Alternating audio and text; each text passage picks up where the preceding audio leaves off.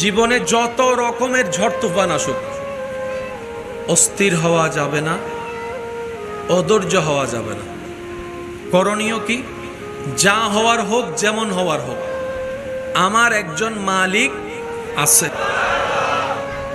আমাদের একজন মালিক, তিনি সবকিছু দেখেন, তিনি সবকিছু শুনেন, এমন একজন মালিক আমার সাথে এখন যা হচ্ছে সব ওনার নজরে আছে। আর উনি চাইলে সেকেন্ডে রাত দিন হয়ে যায়, দিন রাতে রূপান্তর হয়, যিনি কোন বললে ফায়াকুন হয়ে যায়, এমন একজন মালিক আমাদের।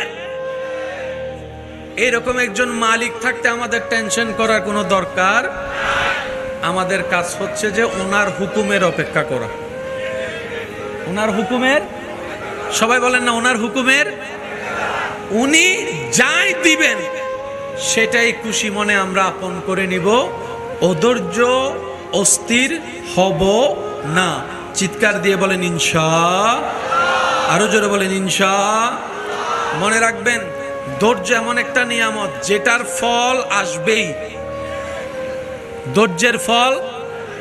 ধৈর্যের ফল এটা আপনার চাচা, জেঠা, কাকা, মামা যতই যারাই অত্যাচার করুক না কেন,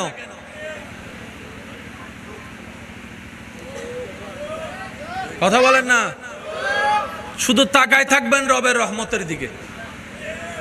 বিশ্বাস করেন ভাই, আপনার